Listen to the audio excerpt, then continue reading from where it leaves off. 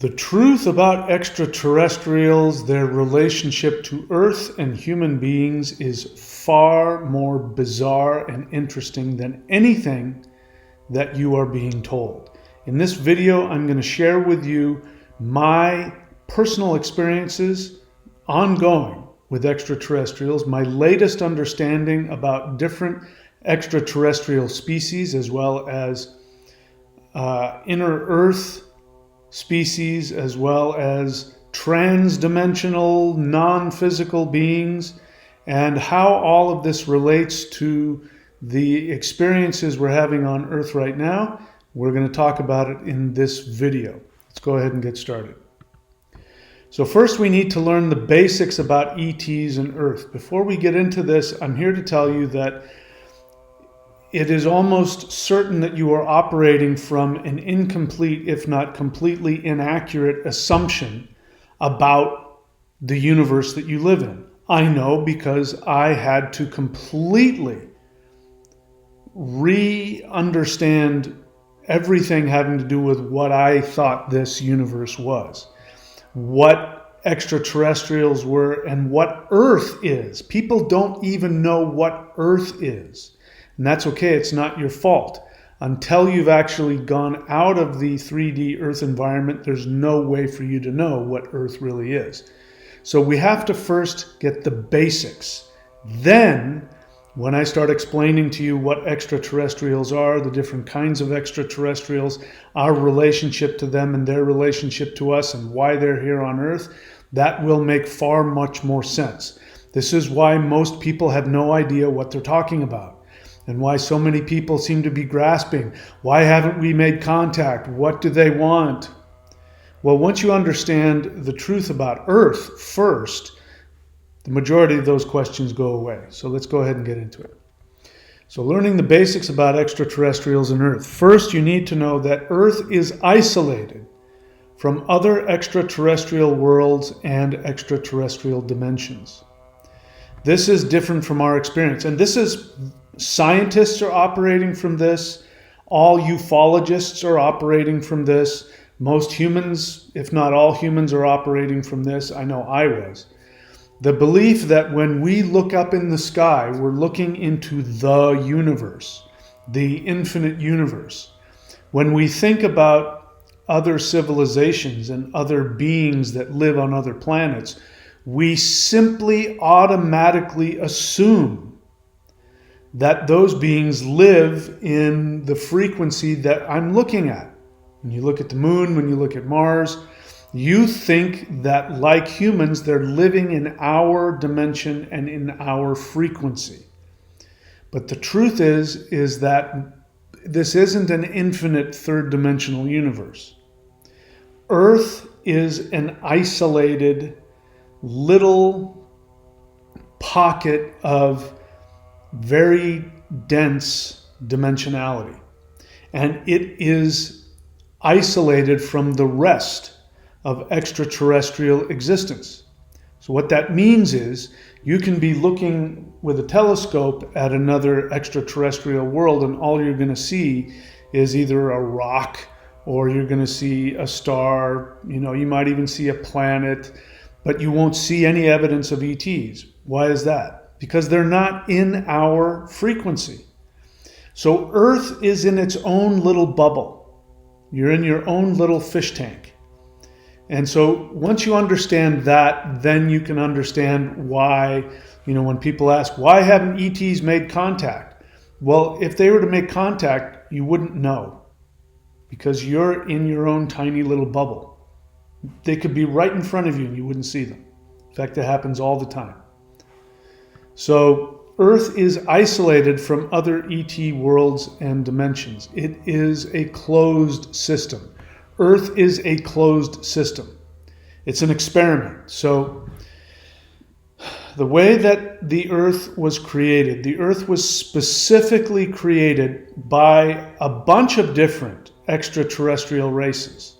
So forget everything you've heard. I didn't put it in there, but forget everything you've heard about Anunnakis. It's nonsense. It is a mistranslation. It's a deliberate mistranslation that happened in the 70s by somebody that I think was probably a CIA PSYOP agent. Because back in the 70s, we didn't have the internet, we didn't have AI, we couldn't just look up, what's the Sumerian word for this and what does this mean? So we had, I forget the guy's name off the top of my head, hopefully I'll remember it, but he created a book and movies, Ancient Aliens, all that kind of stuff comes from somebody who was deliberately mistranslating Sumerian mythology, and he came up with this idea that the Sumerian gods were actually astronauts from other planets, and they bred humans to be slaves, etc., etc. It's a complete mistranslation. So get rid of all that nonsense. I know it sounds good. It feeds our experience of victimization, but that's not the accurate one. So Earth is a closed system. It isn't connected to other, it is not directly connected to any other civilizations. It is on its own. It is an experiment.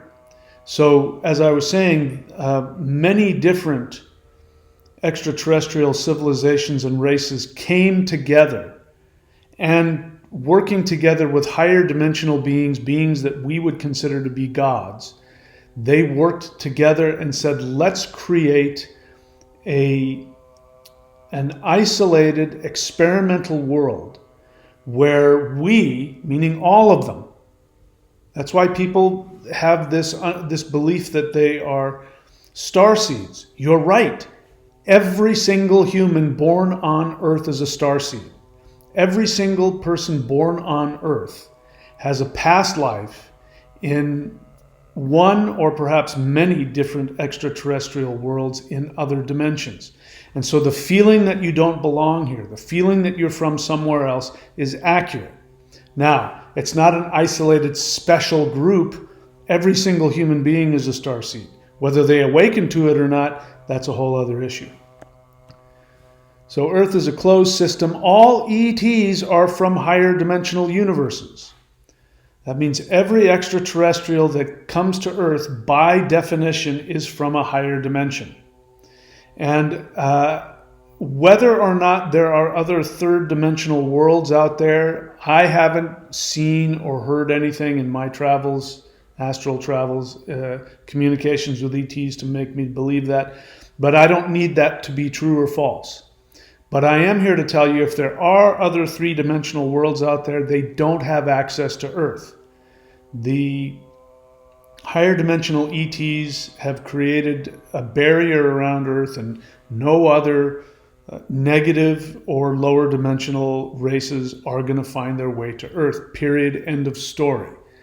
We'll explain why we experience what we think is lower dimensional evil ETs coming to Earth. That is a valid experience, and it's an understandable belief, although it's inaccurate. So all the ETs that come to Earth are from higher dimensional universes, which means that if they're here, you're not going to see them. This is why scientists, one of the incredibly ridiculously stupid assumptions that many really smart scientists have is when they look out into the space, they think that's all there is. They can't even comprehend the possibility of a higher dimensional frequency that we can't see. So that's where these beings are coming from. And so they could be standing right next to you, interacting with you, and you still wouldn't know it. That doesn't mean that there isn't a danger. There is a tremendous danger for them when they come to Earth, because human beings, the ones that we don't know about, that are behind the scenes doing all the stuff, you know what I'm talking about. They have technology that can detect and take out ETs the moment that they phase into our third dimensional reality. So they can't even phase into 3D to come and land and say, we come in peace. They can't do that anymore, because the moment they do that, they'll get shot out of the sky. They'll get taken prisoner. They will be used, killed, experimented on, all kinds of horrible things. So now it's even more difficult to have that physical interaction with them, because it's very dangerous for them. But all ETs are from higher dimensional universes. Any and all info that describes extraterrestrials in 3D terms is false. That includes Anunnakis. The story about Anunnakis is that they came in a ship. They needed to mine gold for some reason because their planet was dying, and they came here with their ship and they beamed down and they used their scientists and their technology. All of this is a third dimensional story. Even though they have in the story technology that goes beyond our understanding, it's still third dimensional. All of the stories that you hear about, which we'll get to having to do with abductions, happen in the third dimension. The fact that you're, going up in some kind of transporter beam to another ship and all kinds of things that go beyond your understanding of science doesn't change the fact that it's third dimensional. I try to explain people what dimensions really are. We don't have time for it in this video, but trust me. So anything that you hear when somebody explains something that sounds like you would be able to walk out of your house in your third dimensional reality and experience it, even if it's bizarre, it's false. It doesn't mean that these things don't happen. It means it has nothing to do with extraterrestrials. We'll explain that more later. So any and all info that describes ETs in third dimensional terms is either false, it's a misunderstanding, or it's an outright lie. So let's talk about the different types of extraterrestrials. First, higher dimensional physical extraterrestrials. So again, we're talking about ETs that come to Earth. Again, as I said, I don't have any information about third dimensional ET worlds. They may exist. I wouldn't be surprised one way or another. If they do exist, they're their own private experiment. I'm not familiar with them. But as I said, all the ETs that are coming to Earth are higher dimensional. So there are higher dimensional physical extraterrestrials. Now, I'm going to say something here because, again, once you get outside of the third dimension, access to higher dimensions becomes sort of par for the course. So what I'm saying is that even if there are physical entities that exist in higher dimensions, simply because they're outside of the Earth closed frequency experiment, they have access just like we have access when we turn on our radio or a television. We can go to different channels. So a being can be physically in, let's say, the fifth dimension, but still be able to astrally access all kinds of other dimensions where they may even have physical bodies in other dimensions. We don't get to do that here unless we work really hard at it. For them, it's much easier. So we have higher dimensional physical ETs. We have non-physical higher dimensional extraterrestrials. So we have beings that live on planets and they're not physical. There are worlds that don't have physical beings on them. They may be light. They may be gas. I don't know. I'm just trying to figure things out. But usually there's some form of energy that has not congealed into a physical form.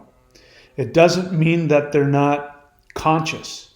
They're perfectly capable of communicating. They're perfectly capable of interacting. When you talk to them, it's exactly like talking to a third dimensional human. So I say that because for a lot of people, when you think of non-physical ETs, we unconsciously sort of imagine that their consciousness sort of becomes nondescript. It's actually the opposite. They become even more real. Their personality, their consciousness becomes even more real and more intense. But they just don't have physical bodies as we understand them. So there are multi-dimensional beings, which we would call gods. So there are humans, other perhaps lower third dimensional beings somewhere that we may not know about. And then there are higher dimensional physical extraterrestrials. They have ships, they have technology. Their technology is based on consciousness as opposed to ours, which is based on physical interaction. Now we're using AI. They don't have that.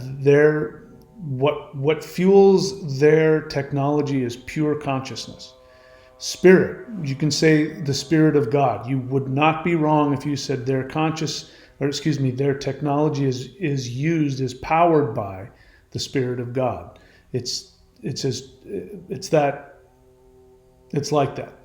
So then there are the non-physical extraterrestrials, which are akin to what we would maybe think of as angels, as guides. And then there are higher dimensional beings. What did I call them? Multidimensional beings. And those are the gods. Now, be aware that the gods don't look at themselves the way we look at them. So when we look at gods, we think of the gods, we worship them. They don't see themselves that way. They see themselves as individuals, the same way that you see yourself. The only difference is they are in such a higher dimensional state that they can do things and experience things that we can only attribute to gods. They do the things that gods do. They create universes, they create planets, they change things. You can pray to them and crazy things will happen and you can have miracles and all that. So they do exist, but they aren't what we think they are. They're just people. They're people that happen to live in a much higher dimension. And I have to say again, any being that's in a higher dimension is incapable of doing harm. So again, anybody who says they came from the fourth dimension, like people like David Icke and others who say that the Anunnakis and evil beings and that are the archons. Archons are real. Archon just means ruler. So I once called somebody, I said, you don't realize you're an archon. And they got all offended because they don't know what the word means. The word archon just means ruler. So there are archons that are ruling this planet, doing horrible things. They happen to be humans. A being from a higher dimension is incapable of doing anything predatory, anything destructive. They are incapable of having any type of desire or motivation to harm, whether consciously or unconsciously. They are incapable of wanting to feed off of others. Again, this is why the whole Anunnaki thing is nonsense, because Anunnakis come to Earth to feed off of the Earth and they use humans and feed off of them. Well, if such beings exist, they're third dimensional. And as I've already said, I can tell you from my experience, no destructive being from a third dimensional world can make it to Earth. It's not possible. So that means any extraterrestrial that comes to Earth, by definition, only has your best interest at heart. It is impossible for them to harm you. And that is a frequency thing. If they were to do something harmful, want to do something harmful, they would immediately fall out of that frequency. Now that's an impossible thing. It doesn't happen. It's just not possible. So get rid of that idea. Believe me or not, this is something that I've seen and experienced over and over again. So we have the non-physical higher dimensional ETs, the multidimensional beings, the gods. We have the Titans. The Titans are beings that the gods look up to, that the gods see as gods. So I want you to imagine the power that being would have. The interesting thing is, the more power a being has, the less interest they have in using that power. I'm gonna say that again. The more power that a being has, the less interested they are in using their power. And this is seen in many of the ancient shamanic traditions. The Yoruba people, for example. The Yoruba people of West Africa. I trained with Yoruba hand drummers, shamanic drumming. And in their religion, there's like a god, Obatala, the creator, and then there's a god above that. I forget his name. And that god is just not interested in, just isn't interested in creating anything or messing around with humans. So the higher the being is, the less interested they are in using their power, showing their power.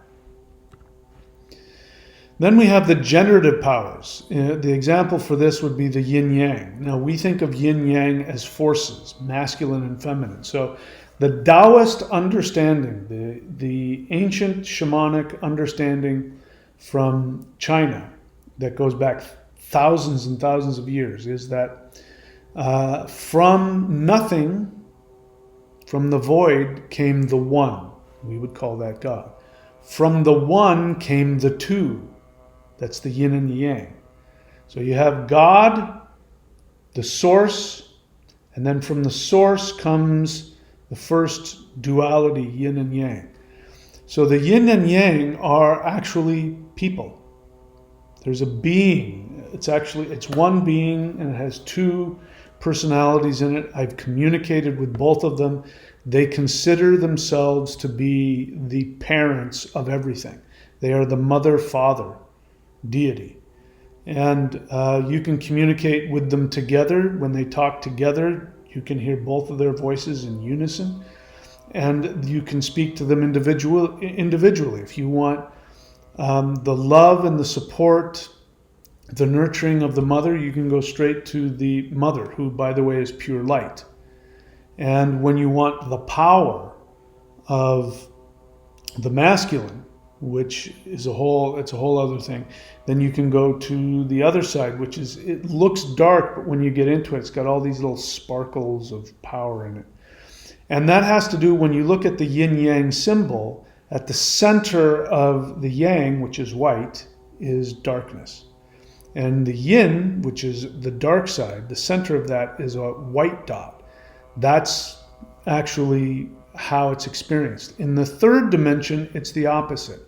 We experience masculine as bright and feminine as dark. But we are in an opposite world. We are in a shadow world, which means, if you look at the shadow on my face, right? We're the shadow. This is reality. We live in a shadow. So everything is opposite here. So we've got the gods, we've got the titans, we've got the generative powers, we've got the ultimate source God. So we've gone through all that. So why do I list that with ETs? As you can see, it starts with higher dimensional physical ETs and makes its way all the way down to the bottom to the ultimate source, which is God. Perhaps I should have flipped that on its head so you can see how it was made, but I'm trying to go from our experience. And again, once you get out of the third dimension, there's this dimensional ladder that's very accessible, and everybody feels it, everybody knows it. On Earth, because we live in a shadow world, we think about it, we hypothesize about it, we create religions about it, but we don't have firsthand experience, and that's why we live in a world where people can easily become atheists or agnostics, because we're just shadow beings, literally. We're not the real thing. We don't know what it's like. So we have to go beyond this third dimensional video game, this third dimensional experiment. We have to go outside of it before we can experience what's actually out there. And I'm here to tell you, very few people have done this. I say that as somebody who trained in the most powerful esoteric spiritual practices known to human beings. And it wasn't until a couple of years ago that I had my first actual physical interaction and communication and encounter with a higher dimensional extraterrestrial that I began to saw what reality was, and it completely destroyed my understanding of reality. All right, so here let's talk about the different races of ETs. So let's talk about the Pleiadians, the Nordics. Now, I never liked the idea of the Pleiadians for the same reason other people don't, because it sounds so ridiculous. So you're trying to tell me that there's a world out there that is populated by Nordic people, tall, blonde-haired, blue-eyed people from Sweden and Norway, and Denmark, and there's a whole planet based on that? It just sounds ridiculous. But, and to be honest with you, even after my first encounter with extraterrestrials and I started having telepathic and energetic communications with them, I still didn't believe in the Pleiadians. I didn't believe in them because it sounded so ridiculous. It sounded like something out of a Tolkien book or a movie or something, which isn't too far from the truth if you want to know the truth of it all. So, and then one day, some Pleiadians came to me and started communicating with me. And it turns out they were saying, we've been working with you for many lifetimes. And we've been advising you for many lifetimes. And I definitely got the experience and saw them as being these tall, blonde-haired, blue-eyed, human-looking creatures. And so I just said, okay, I guess I was wrong. I guess it's not impossible that there's a planet with blonde-haired, tall, blue-eyed Nordic people. Okay, I guess that's possible. Why not? I mean, I'm already so far out in Looney Tune land. I mean, I'll believe anything at this point. Or I should say, I won't disbelieve anything at this point. So I actually came to find out years later that that's not their appearance. And one day they came to me and they said, we're going to show you what we really look like. And what I saw was actually frightening to me. What I saw was dark, amorphous clouds. They're like clouds of inky black smoke. And they said, we're shapeshifters. And they said, the reason why we appear to humans as Nordics is because way back in your history, we visited Earth and we began having interactions with the original people that lived there. Now, the way I understood it is before the Indo-European tribes came in, language I'm speaking now actually came from the steppes of Russia. Didn't come from Europe. But there were people that lived there who were hunter-gatherers who had been there for thousands and thousands of years, and they had developed blonde hair, blue-eyed, tall, large, muscular, the typical Viking. There was an indigenous group of people that had evolved into that, and these Pleiadians interacted with them, and in order to interact with them, they would shapeshift and appear like them. Because those people didn't have a concept of extraterrestrial worlds and races. They didn't understand that. And another person who got the same message, didn't even know that I had gotten this message. Somebody I knew got the same message from Pleiadians, said that their physical connection with those people gave them the ability to tap into their DNA structure so that they could morph into them. So that was a big trip in and of itself. So, yep, those beings exist, and yes, they can present themselves like Nordic humans, but that's not what they are in the slightest. The mantis beings, these are interdimensional, or I'll refer to it as ID, interdimensional beings. Mantis beings, I'm still learning more about them, but the mantis beings are the beings I would say that I've had the most interaction with, at least to my knowledge. Truth is I interact with extraterrestrial beings all the time, and I don't know where they've come from or who they are. I just know I'm having a telepathic and powerful energy experience. I know when they're in the room, and I can't see them, but I can feel them, and they can do things like manipulate. They can touch you if they want. You feel them if you want that. I don't like that, so they don't do that to me, but they do that to other people. You feel their hand on your head, they'll touch your shoulder, they might even hug you if you need it. You'll feel them. So how did I get off on that? So mantis beings. Mantis beings I've had the most interaction with. So they have interacted with me in many different ways. I believe that there are beings that physically are mantis beings. I don't know if they have exoskeletons like the mantis insects on Earth. I've seen evidence to say that they don't have that. They might have flesh and blood, but everything else is, the same, the eyes, everything.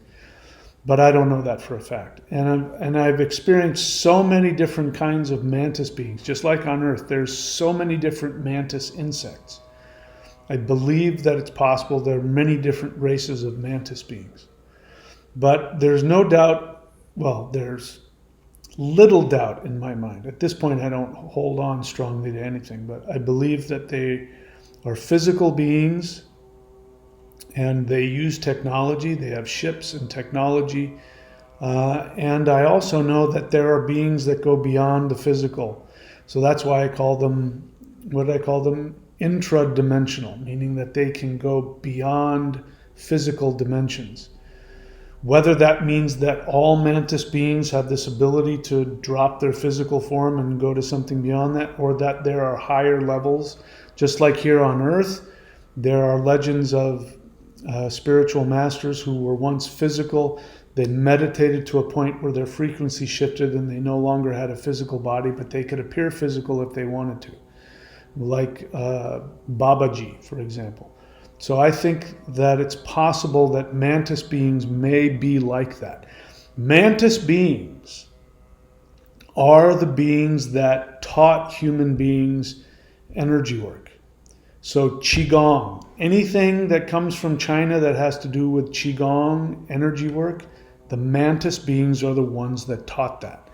Mantis beings also, I can tell you that mantis beings have taught me about the runes, have taught me chants associated with the runes.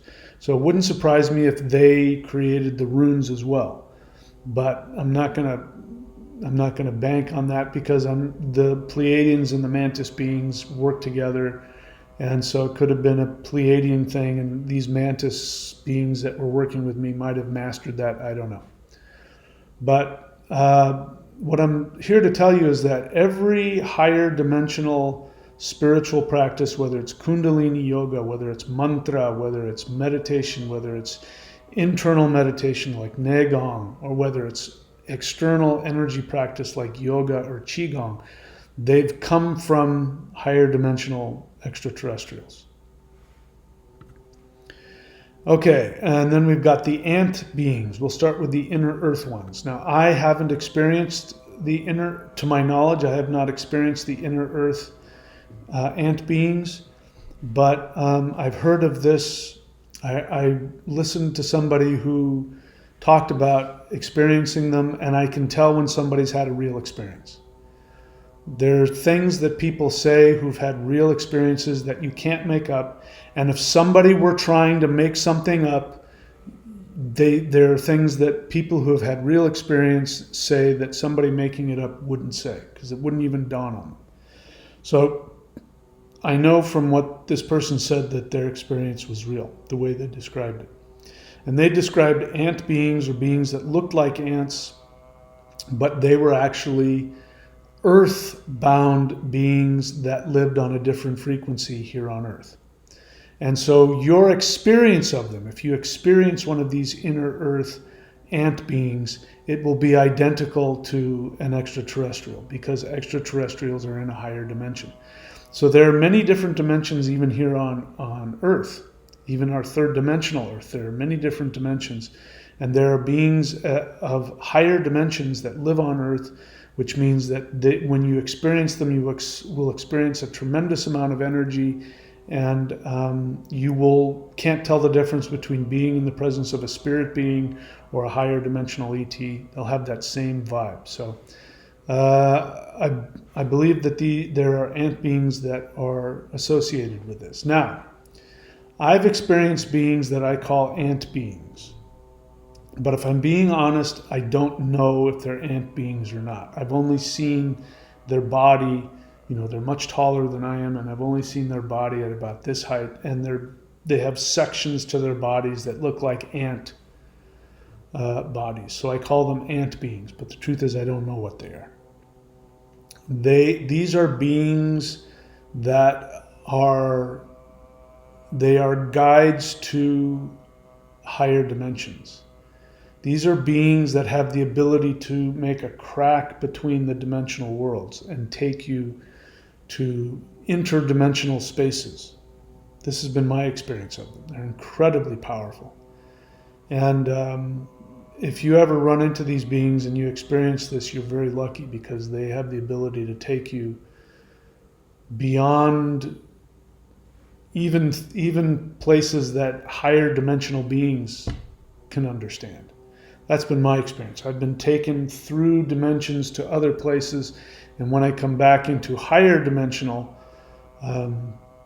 physical realities in my astral body, the beings there will look at me like, you've been somewhere I've never been. And so that's been my experience of that. So there are ant beings that aren't inner earth beings at all. And it wouldn't surprise me if they were a higher echelon of the inner earth ant beings, just like there are mantis beings that I believe are higher dimensional echelons of perhaps fifth dimensional mantis beings that fly around in ships and have technology. So I just got some energy as I said that. So I'm somewhere near the truth on that. And so again, this is something that we don't experience in the third dimension because we're a shadow world. It's a shadow.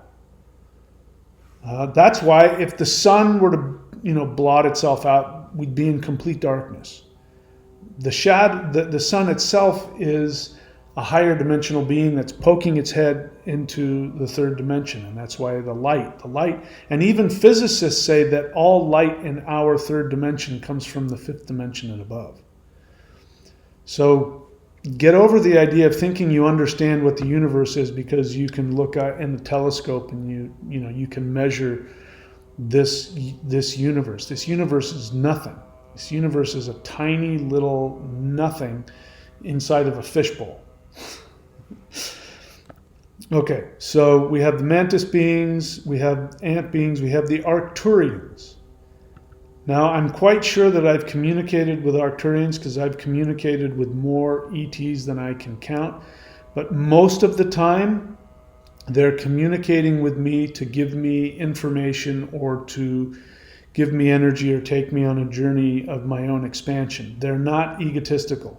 They don't show up and say, I am so-and-so from such and such. By the way, that's why you know that the vast majority of all channeled ETs are false. They're either people's unconscious projections, their delusions, their fantasies, or their outright con jobs, or a combination of them. I'm not going to name any names, but some of the most people who think they know something about ETs because, for instance, they've read The Law of One. I was going to make a video just exposing how that came about. And without putting any aspersions to their intentions, at the very least it was a fantasy. Because extraterrestrials don't say, I am Ra, I am one. They don't tell you their name. They don't announce themselves. What they do is they show up and they communicate to you and they treat you with incredible love and they make you feel like you're talking to an aunt or an uncle or a best friend or a brother or even a lover. They don't come to you and say, I am Zothar the Magnificent. They don't do that. So anybody that does that, who has a name, you know who I'm talking about. Somebody who has a name. And I channel the alien Zothar, or, pick a name. That's nonsense. ETs don't do that. So the Arcturians, I believe that they are physical and higher dimensional, and I don't even know what else. There are people that I work with who have a much closer connection to them who are Arcturians. I myself, as it turns out, I primarily am associated with the Andromedan galaxy.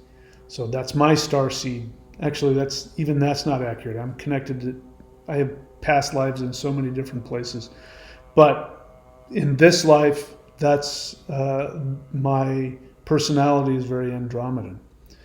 So those are the Arcturians. I believe that they are physical, and I also believe that they might very well be like the Pleiadians, or they might be, have higher echelon experiences of themselves. More will be revealed, I'm sure.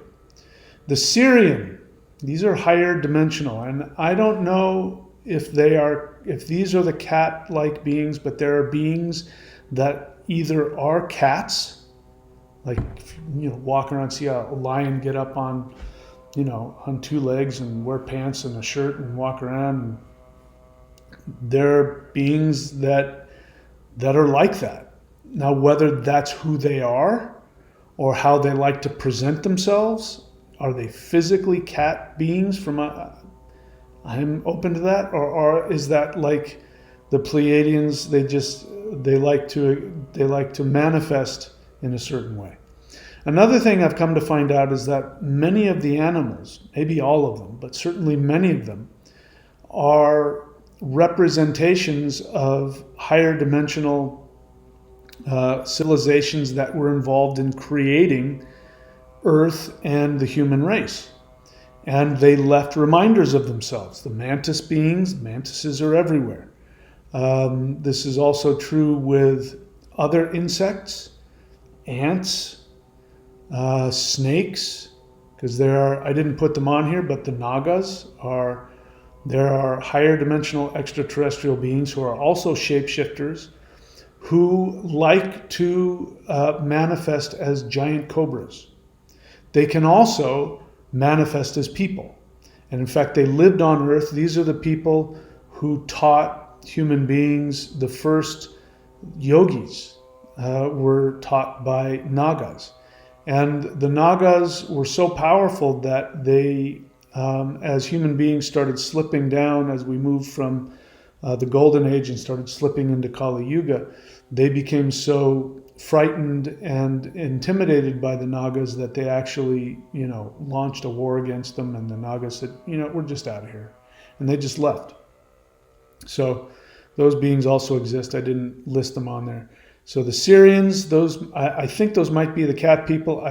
I might be wrong about that. Andromedans. So here's what I know about the Andromedans. When it comes to the physicality of humans, and when it comes to the human personality, that is very Andromedan. Andromedans are basically Leos, astrologically. They're very, big and expressive and artistic and passionate. They love to create.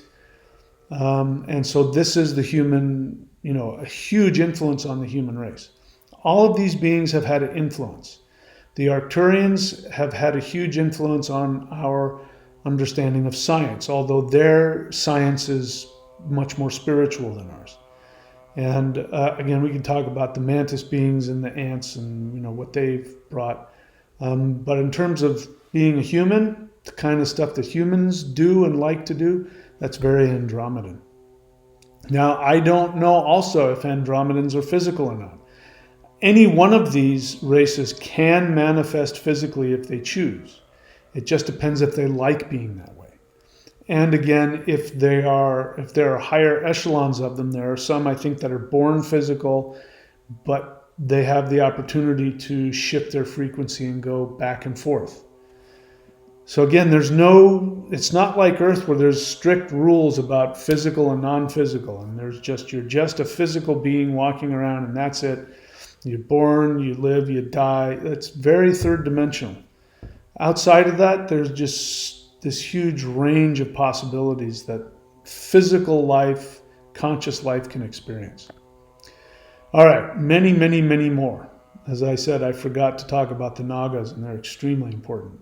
Nagas are some of my best friends. I enjoy interacting with them. And of course, snakes are reminders of the Nagas. And in fact, I know I'm going to have a powerful experience if a snake crosses my path. And depending on which direction the snake is going, I know what kind of experience I'm going to have. That's how beneficial the Nagas are once you get to know them. Okay, inner earth entities. Lemurians. Lemurians are higher dimensional humans.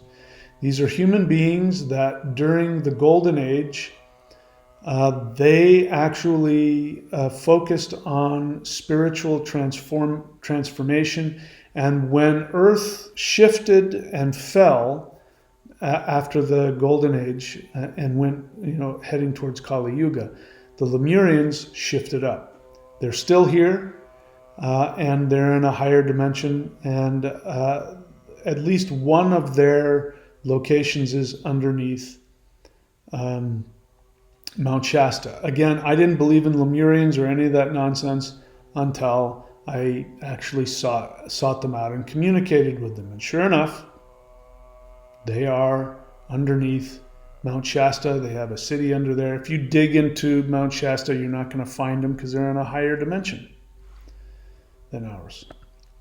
The Sasquatch. Sasquatch I'm going to call an intra-earth dimensional because I've experienced one, and it was the two most frightening experiences of my life. The first one was an encounter with Sasquatch, and not because he was big and hairy, but because he wasn't from this dimension, and it scared the crap out of me. And the other most frightening was my first experience with the mantis being. That scared the crap out of me as well. Turns out I didn't need to be frightened of either of them, but because of my third dimensional frequency, a frequency that high, when it hits you, your first response is to just lose you lose it. So Sasquatch, I believe, are intradimensional because they come in and out of the earth. They will disappear. You will see them walking and they will disappear. They can transform and shift into and become balls of light. They do think, it just doesn't make any sense. They look like big giant apes with no clothes on and hair, and they grunt, and then the next thing you know, they have shifted into a ball and gone into a completely other dimension. They can come into your dreams. They can come to you as a ball of light. They can do all kinds of crazy things, and they are absolutely protectors of the earth. They're very reactive. So in their third dimensional state, they can get very reactive, and they can get very dangerous. So they will throw things at you. They might even physically attack you if they believe you are a threat to them or to the earth. So if you do something that's destructive to the earth, they might show up and scare you off or attack you. They will also protect you from things that are much worse, to lower dimensional, really nasty things. So they're protectors. They're here to protect human beings if we don't act like idiots. And if you can make friends with a Sasquatch, you're a very lucky person. Ant beings. So I already talked about the inner earth ant beings, mythological beings, and this is just, now we're going to, all of the mythological beings, whether it's sprites or fairies or wood nymphs or elves. Actually, elf means extraterrestrial, but a lot of people, and even our ancestors mixed it up. There's all kinds of mythologies about spiritual beings, and those beings exist. They're not part of our third dimensional frequency. They can shift in and out, and depending on our openness, we can see them, connect with them. Our ancestors had a much better ability to connect with them because they were more connected directly to the earth and to nature. All right, so those are the inner earth entities. The 2D earth entities, demons. Demons are not what you've been told. They are not fallen angels. Demons are not, Beelzebub, the Lord of Death. Those aren't demons. It's understandable, but that's a human projection. In fact, demons are human emotional projections. Either when you're alive, you can create a ghost and you can create a demon. If you have a powerful enough negative emotional explosion, that emotion can then come out of you and it becomes its own AI. But because it can't feed, it doesn't have any source of energy, it looks to feed off of humans. So it'll float around and do things to humans, feed off of humans.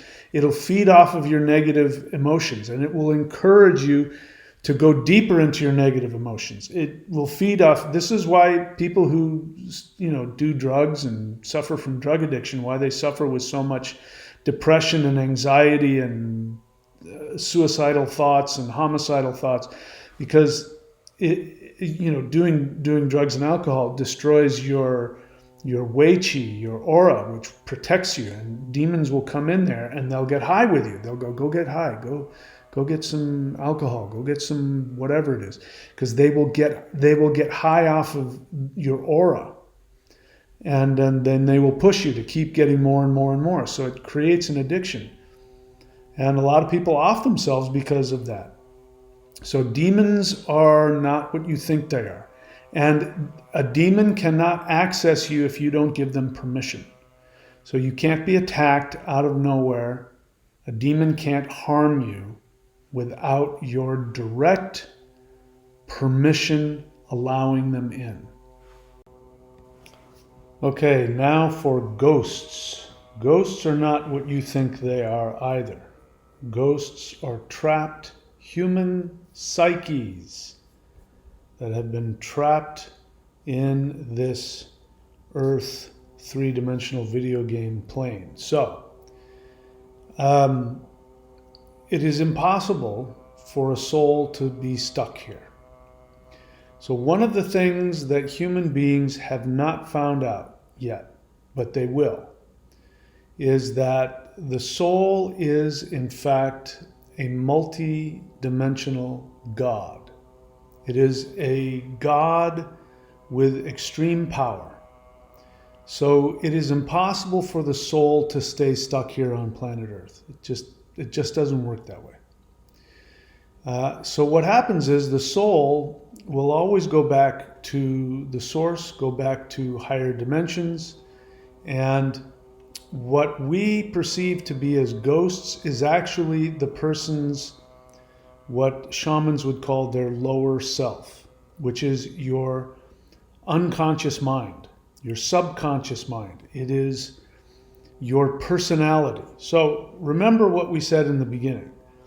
This is a video game, and you incarnated into this avatar. And in order for this avatar to work on the third dimensional plane, you have to have an avatar story.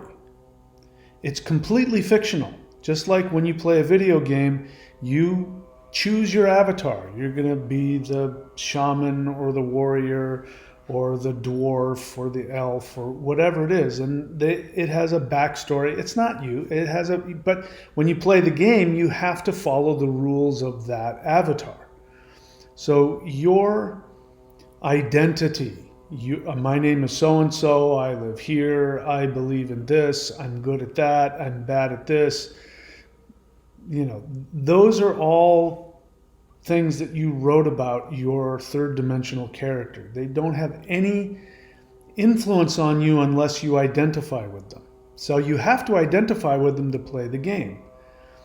But once you exit this game, your soul, once it kind of shakes itself off and realizes who and what it is, it heads back. And then what happens is it goes through a process of letting go of this world. And that is what we call a life review, those kinds of things. And then after that, once the soul has let go of that, gone through the life review, learned its lessons that it came here to learn, then it goes through another portal to a higher dimension where it reunites with its true God self. So as I've said before, up until very recently, human beings have not been able to reconnect to their higher dimensional self and stay on Earth. That is something that is brand new, that is just beginning to happen. It has not happened before in human history. And the closest we got is when somebody had a near-death experience. They would physically die. Their soul would go to that realm where they do a life review, and then they're given a choice. Do you want to go back to Earth, or do you want to go, through this portal? And if they choose to go back to Earth, they're not allowed to go higher in the dimensional plane. So that's why all people who have had near-death experiences, they talk about this, that they go to a place, it might be a heaven, and they meet some, whether it's their grandparents or whether it's Jesus or Buddha or whomever, they meet somebody that has a strong connection to them that they feel connected to, and then they have a life review. And then they're given a choice. Do you want to go back to Earth, or do you want to go this way? And obviously the ones that had near-death experiences chose to come back. But they did not connect to their divine self. And that is for a reason, because when you go beyond that life review section and you go to your true self, you can't fit. You can't come back down to Earth and fit. The game, you can't play the game anymore. Even people who have near-death experiences have a hard time playing the game. Well, I'm here to tell you that that is no longer the case, that human souls now can go beyond, but coming back is very challenging. But we are being allowed to do it for a reason, which is because the next level of planet Earth, which we are going through the first of 3 phases of shifting, once we complete that, we will be connected to our God selves, even if we have a physical body, even if it's in a higher frequency Earth.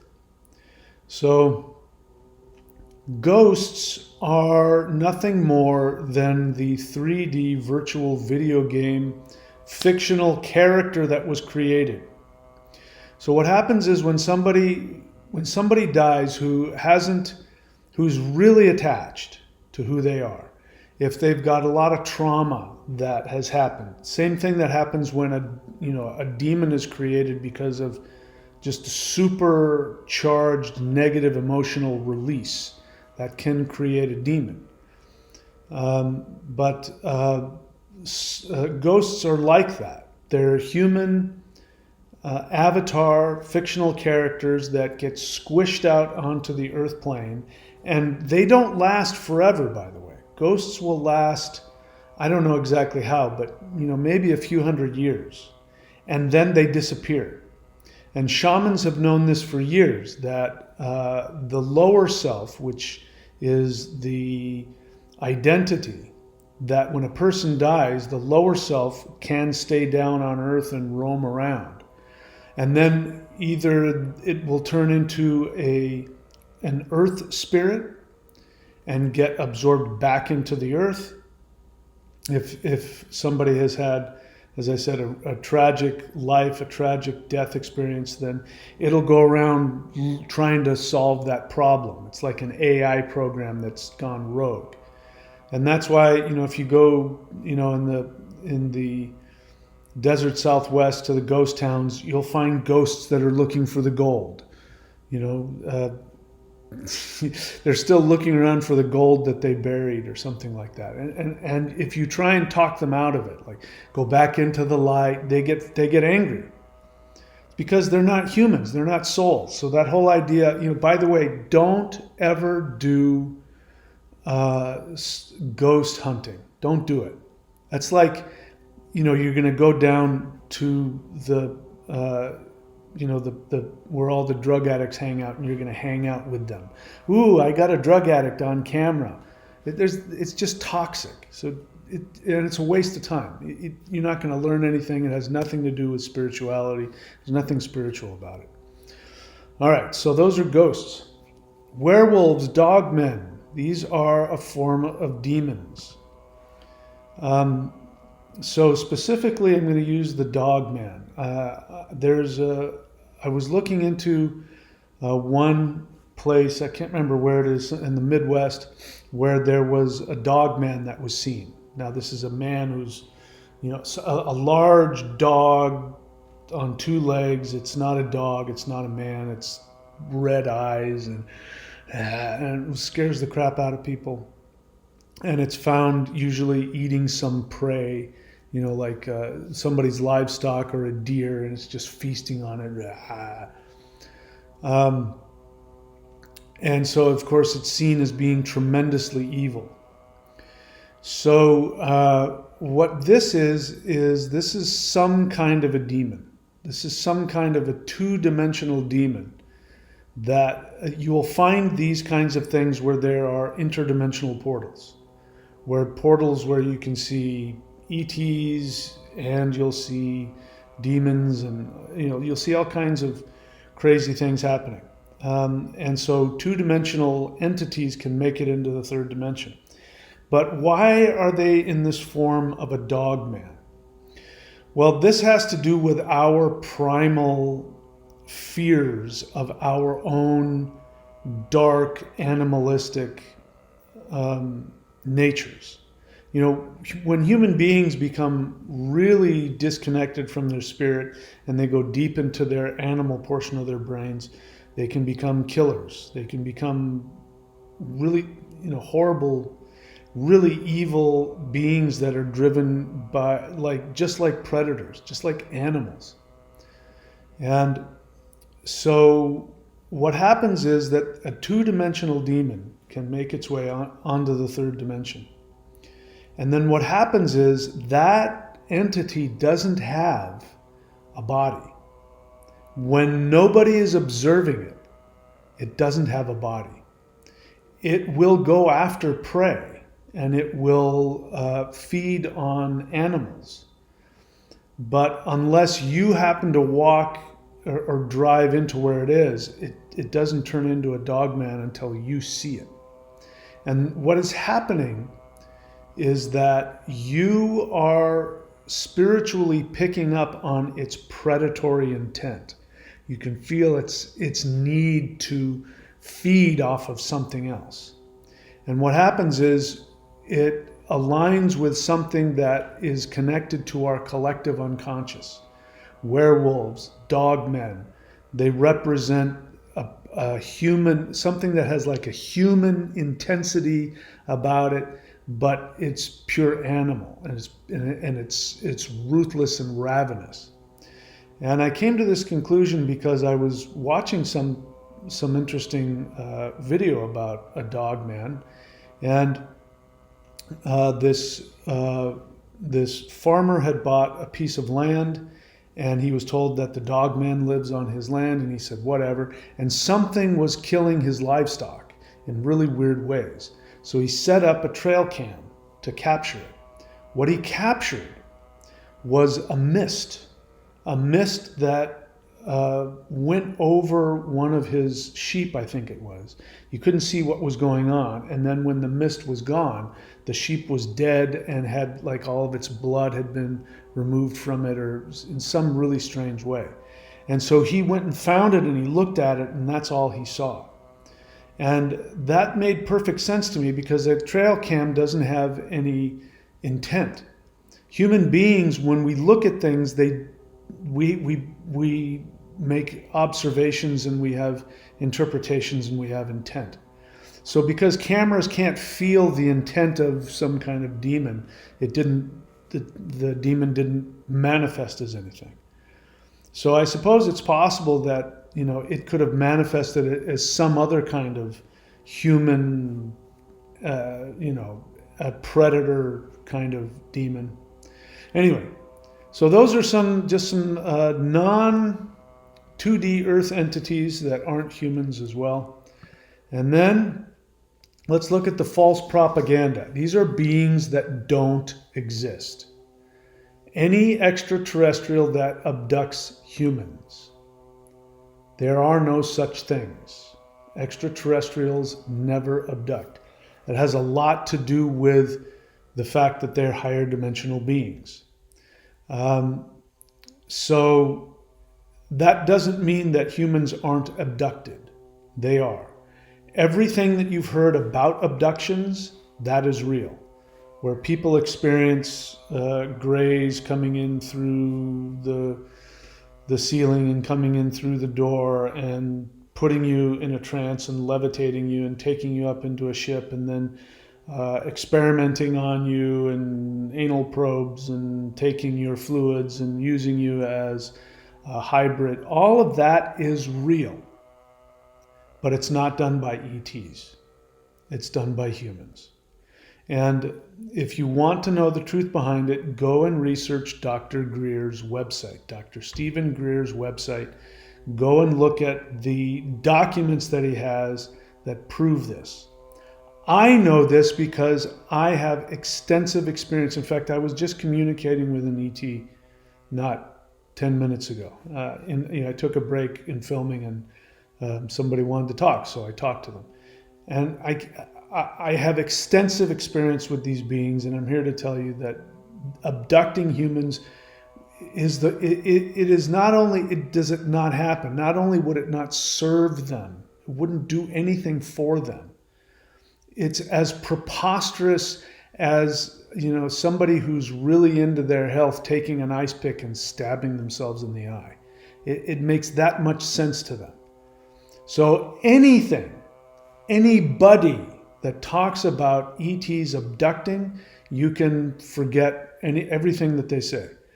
They might have been saying some truths in there, but you'll never know. If they honestly believe that, their fundamental assumption about what ETs are and what Earth is false. And the truth is that there are people that profit significantly. There are not only just con artists out there and ufologists and career ufologists that go around writing books and doing seminars talking about abductions, but there are, of course, the people who actually do the abductions. And they have a lot to gain by you believing that extraterrestrials abduct. And, of course, the false flag that you've heard about where there's going to be the fake alien invasion, the abductions, among other things, is designed to put you in a state. It's a psyop designed to frighten you about ETs. So any ET that abducts humans is a false propaganda being. They don't exist. They are human, MyLab, military abductions. They have nothing to do with ETs. Reptilians do not exist. David Icke talks about research, but he hasn't done any research. David Icke has stolen his ideas from the guy in the 70s who was, again, I'm not remembering his name, who took the Sumerian texts and purposefully misinterpreted them so that you believed in Anunnakis. He's merged the Anunnakis with reptilians. That it is also derived off of biblical fear of the devil and the snake, and it's all nonsense. And just drop all of that. Just trust me on that. There's no such thing as evil reptilians. And again, you'll hear that reptilians come from the fourth dimension. Well, if any of you know anything about the fourth dimension, it's above the third dimension, which means that the frequency is higher, which means it's impossible for a being in a higher dimension to want to do anything harmful to you. So anything having to do with reptilians, anybody talks about them, believes in them, they might be well-meaning, but they don't know what they're talking about. You can forget anything they say. The Greys. So there are ETs that I've experienced that look similar, that have some similarities to that, and that only makes sense because there's infinite numbers of extraterrestrial beings. There's infinite numbers of extraterrestrial species out there. So one of them, at the very least, is going to look similar to the Greys. The Greys are, again, part of the MyLabs, and they are a concoction of multiple different, it's like they take the most frightening parts and the strangest parts that are the strangest for us to understand, and they mix and match, and they came up with this gray alien. But those aliens don't exist. They're the ones that, in the Communion movies, the Whitley Strieber, those guys don't exist. So you can forget about them. Evil mantis beings. Mantis beings absolutely exist, without a doubt. But because mantis beings are so powerful and they are so spiritually advanced, they are beings that if you are in their presence, your attachments and your false ego will get burned away. So it has a mind-bending effect on you, and they are so well respected throughout the multiverse. I mean, when mantis beings come in the room, everybody, no matter what planet they're from, they pay attention to these guys because they're so powerful and they're so smart and they're so highly spiritual beings. So the powers that be want you afraid of them. Now, we are naturally afraid of higher dimensional extraterrestrials because of the effect they have on our illusions. Just being in their presence will destroy your attachment and your illusions, and that feels like death to us. So they are using that. And of course, your natural fear of giant insects. That's a natural fear we would have. There isn't anybody on the planet, if you're walking in the forest and some 7-foot tall insect comes out, you're not going to be afraid. So they're using that against you. There are no such thing as evil mantises. Any warlike ET race, anybody that talks about wars among extraterrestrials fighting for Earth, good ETs fighting against bad ETs, this is nonsense. It doesn't exist.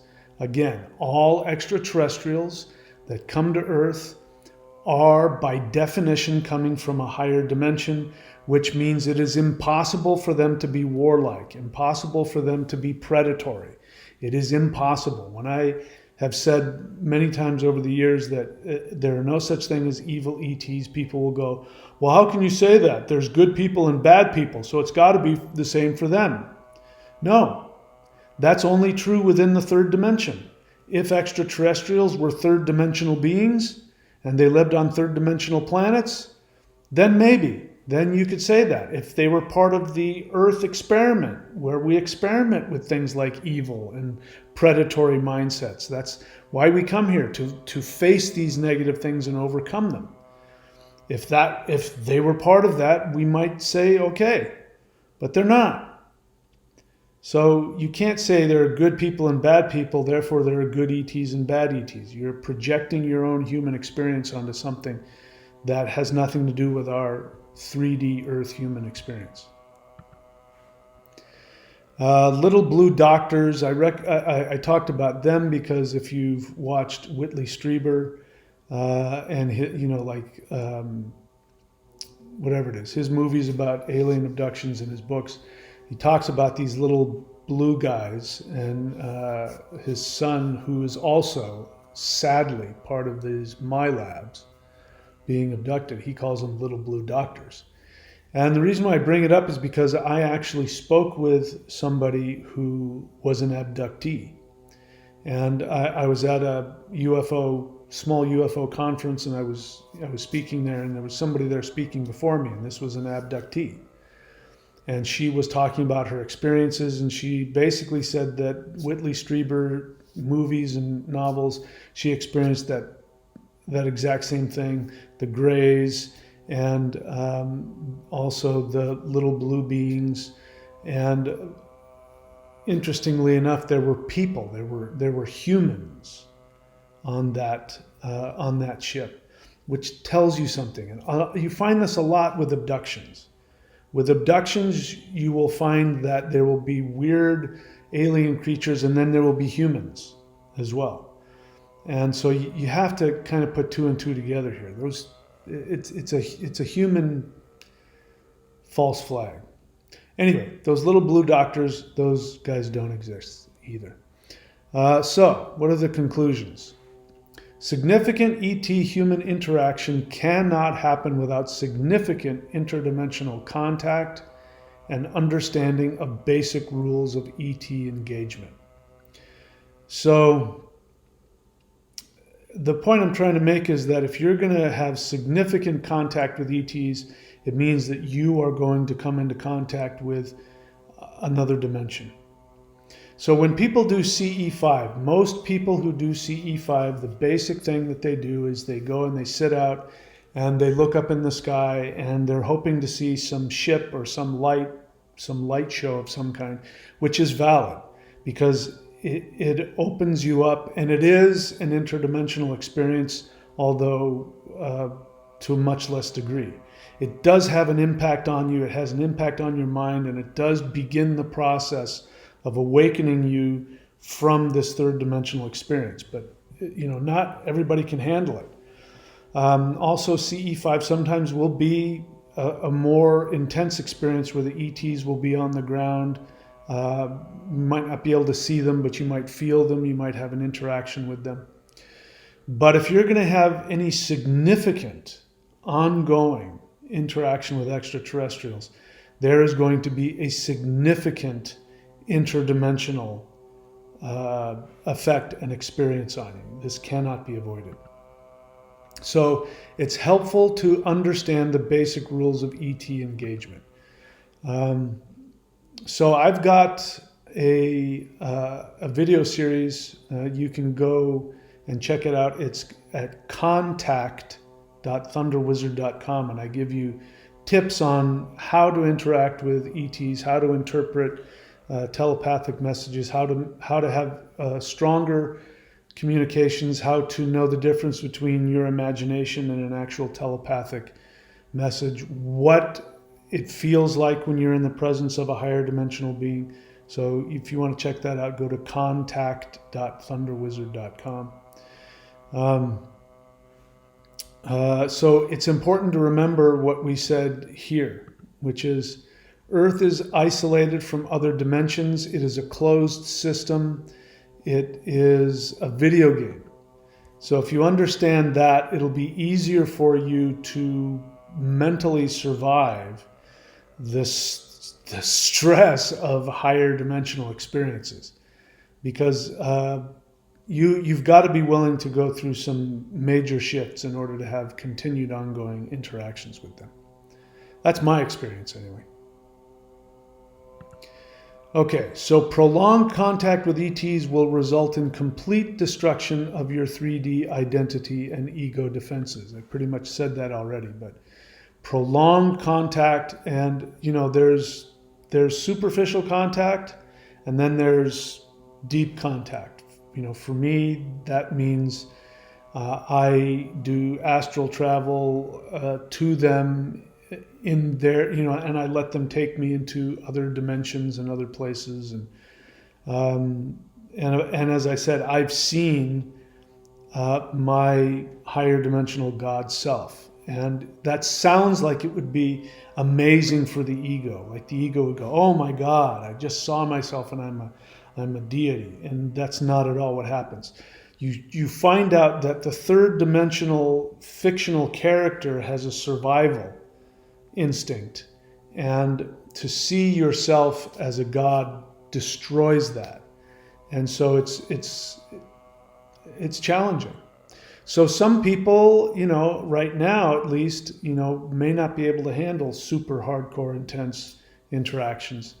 I've seen people respond negatively after, because you have to do work on yourself. Because being in their presence will just destroy your ego.